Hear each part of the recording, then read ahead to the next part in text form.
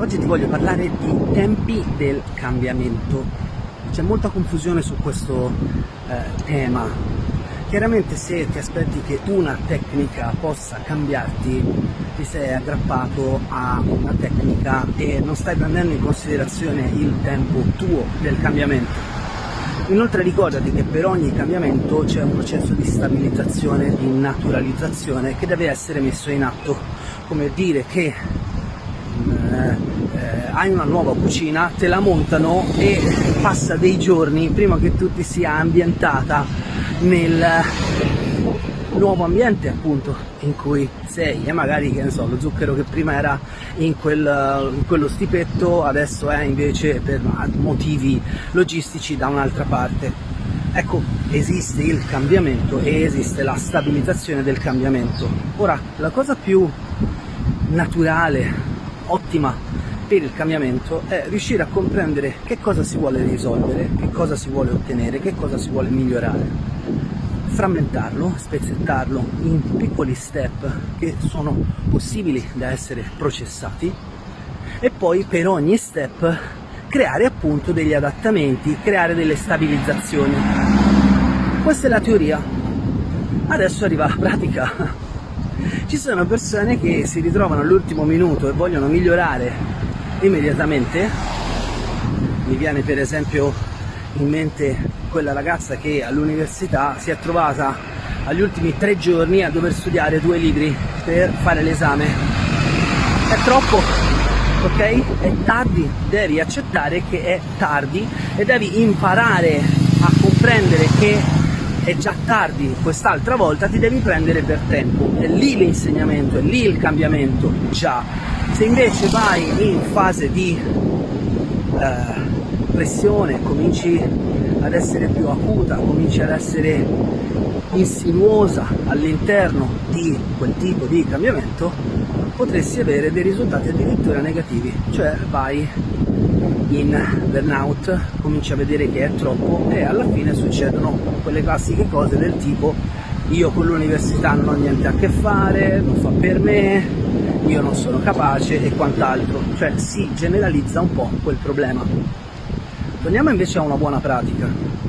Per esempio con un coach si stabiliscono delle tappe o si fa un programma, una strategia scritta in atto e poi si lavora un po' e si manda il cliente a casa, se ci lavori nello studio, se no, se è online lo lasci lavorare a casa in autonomia.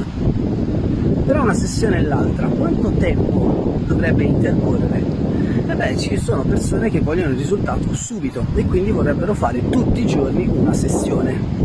Ok, ti faccio una domanda: secondo te è possibile stabilizzare in un giorno il cambiamento che hai ottenuto?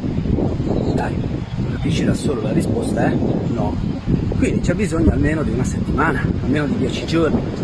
Perfetto. Se hai lavorato tutti i giorni e hai stabilizzato quel tipo di risultato, quel tipo di miglioramento, allora puoi affrontare la prossima sessione in modo molto produttivo, perché nella prossima sessione hai già delle basi su cui strutturare il prossimo passaggio.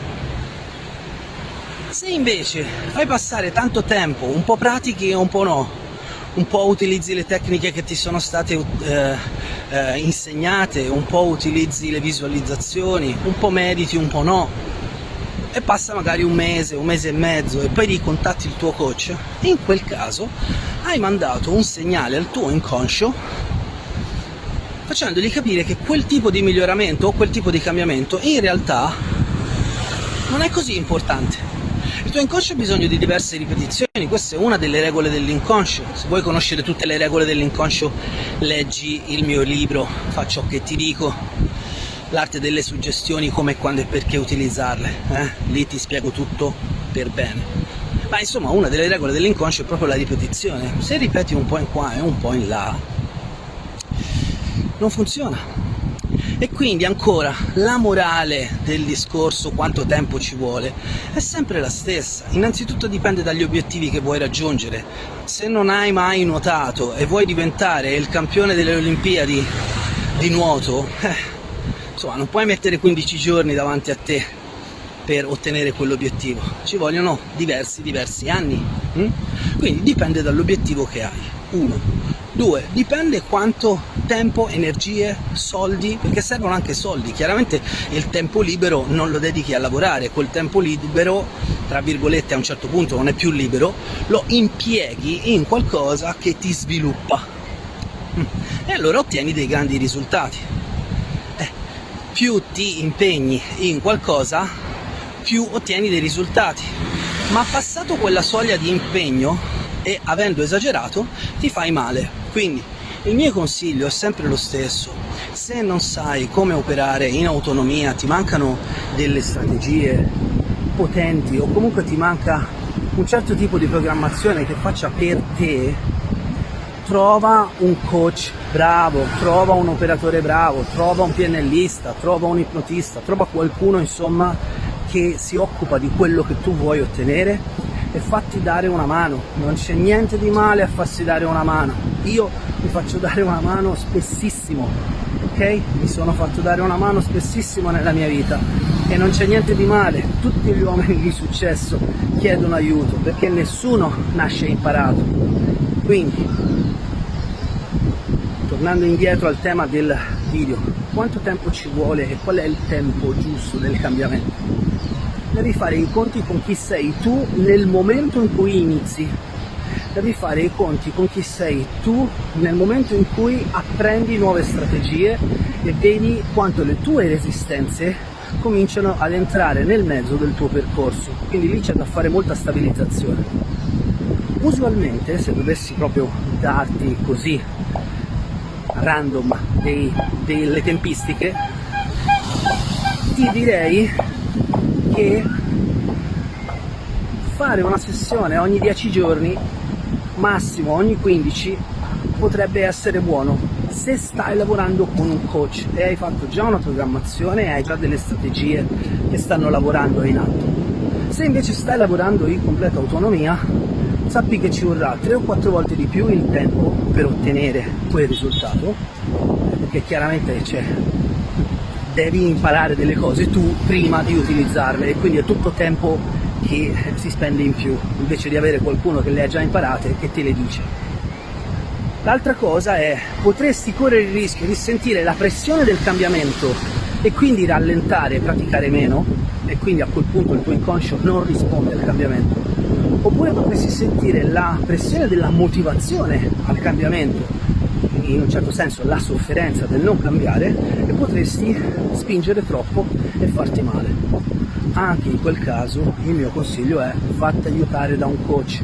Facciamo l'esempio della palestra: ci sono delle persone che vogliono cambiare il proprio corpo e essere più muscolose in breve tempo, spesso prendono pesi troppo pesanti, scusate il gioco di parole, per la loro forma fisica e si fanno male.